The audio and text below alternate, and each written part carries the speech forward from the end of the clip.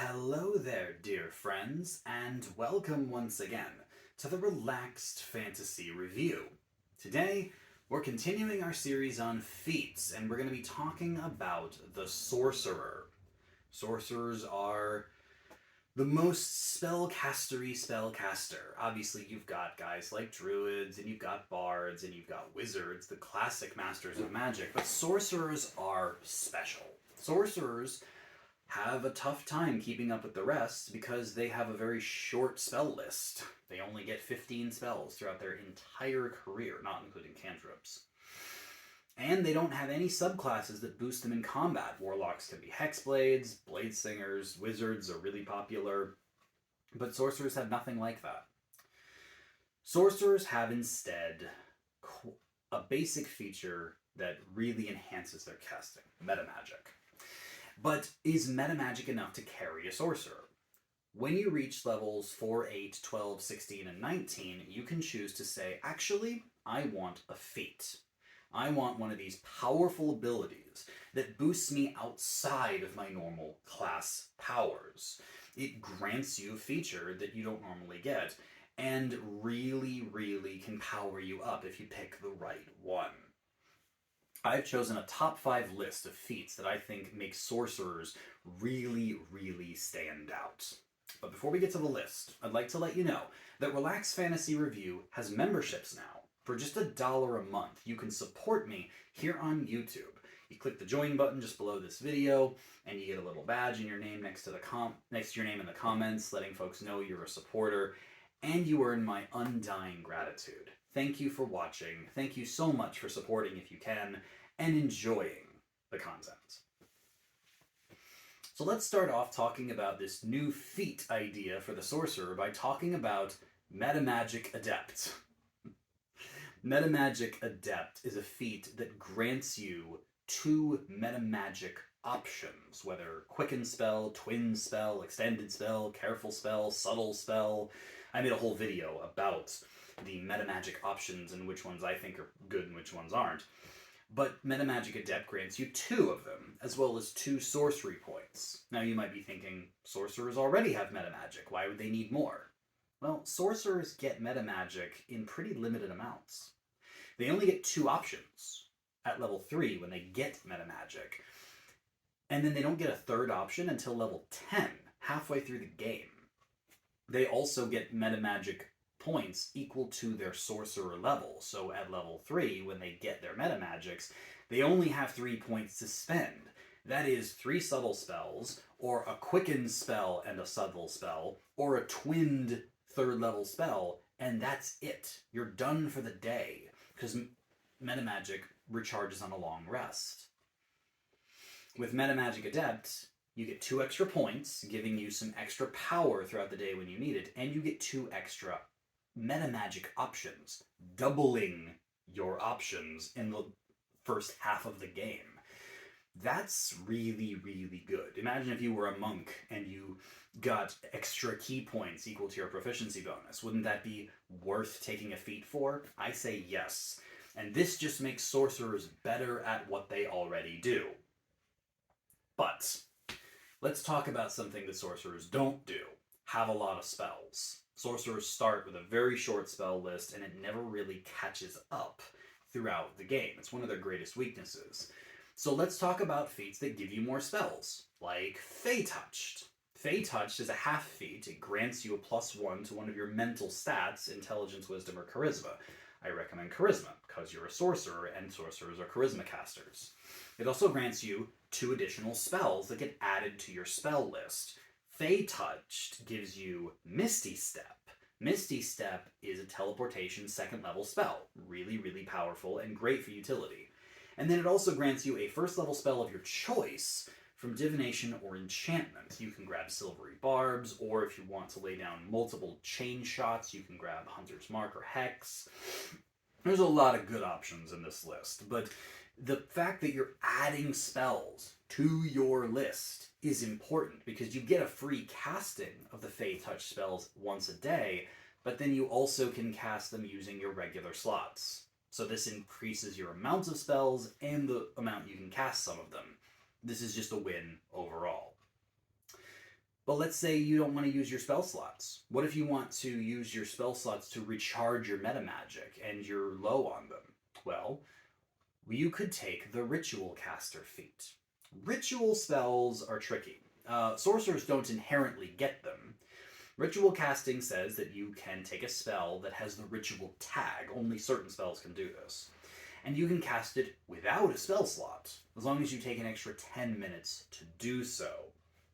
Obviously, this isn't going to do anything in combat, but outside of combat, this allows sorcerers to be much more utility-focused with their magic, allowing them not to use their precious spell slots and sorcery points to power their magic and just use rituals.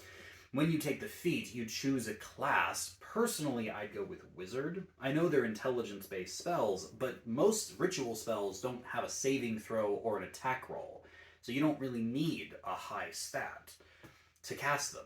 And the Wizard spell list is one of the biggest, so you get a lot of options. And you can grab Find Familiar, something that sorcerers don't normally get. Find Familiar gives you a magical pet that you can use to scout, grant yourself advantage, or, just have a great roleplay opportunity. Sorcerers don't have this, and Ritual Caster gives it to them. So that gives you better utility and better effectiveness in combat. Win-win again. So, what else can sorcerers benefit from? How about another half feat? Telekinetic. Telekinetic is a real popular feat. It's a half feat, so it gives you another boost to your mental stats, intelligence, wisdom, or charisma, so take charisma.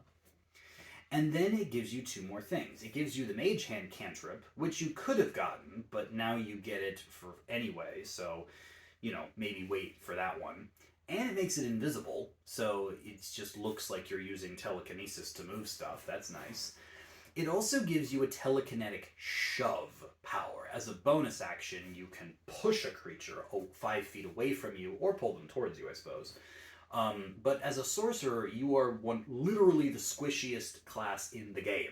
You cannot defend yourself in close range. So if an enemy rushes you, running away from them can take opportunity attacks, and teleporting with something like Misty Step takes a spell slot most of the time. Telekinetic says, bonus action, push. The enemy can't opportunity attack you if you're out of their range. So, shove them and run.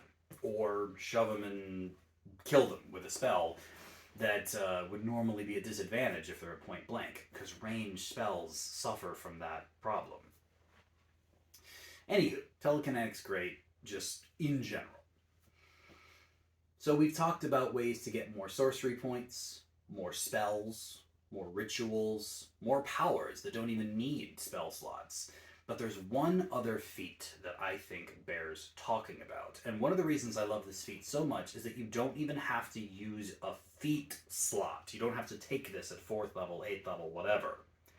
Strixhaven Initiate. Technically, this feat is bound to the Strixhaven book. It's a campaign setting that was officially released by Wizards of the Coast. But it says right in the book that you don't have to have gone to Strixhaven to use the feat in this book. Your DM just has to give it the thumbs up, and you can take this feat. The feat functions similarly to Magic Initiate. You get 2 cantrips and an extra 1st level spell. They are added to your spell list, however, with Strixhaven Initiate, and you can choose your spell casting ability score. Magic Initiate doesn't.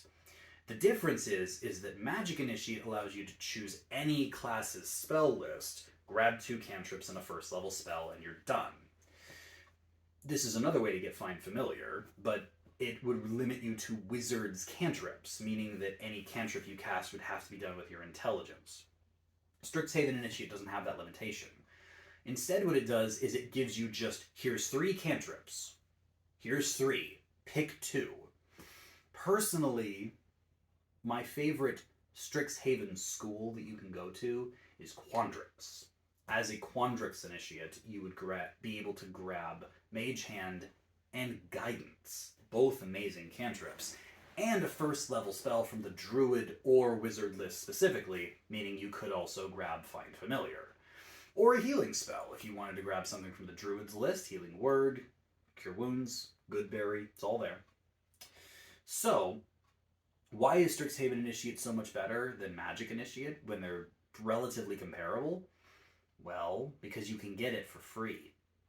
Technically speaking, if you are a Strixhaven student, you take a background from the Strixhaven setting, you get this feat for free as part of your background. This means that you aren't limited to 5 feats. As a sorcerer, you can have a 6th.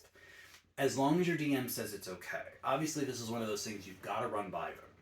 But granting a sorcerer more spells from the feat that we're discussing here isn't bad. That's one of the greatest weaknesses of the sorcerer is their spell list. Spending a background feat on just getting more magic, that sounds like a perfect choice for a sorcerer that isn't overpowered. It just helps them out in the one thing they struggle in. So yeah, I think Strixhaven Initiate is a solid choice. Talk to your DM, make sure they're okay with it. And if they're not, Magic Initiate is available, Fey Touched is available, whatever. All in all of these powers boost the sorcerer's survivability, utility, and power. Consider them when you're going through the game. Rather than just taking that bump to your constitution or your charisma, consider one of these feats. They may just give you the extra edge that you need. This has been the Relaxed Fantasy Review. If you enjoyed the video, please like and subscribe down below. Have a look for the join button down there, and keep your eyes peeled for more feat reviews coming down the line soon. Have a good one, my friends.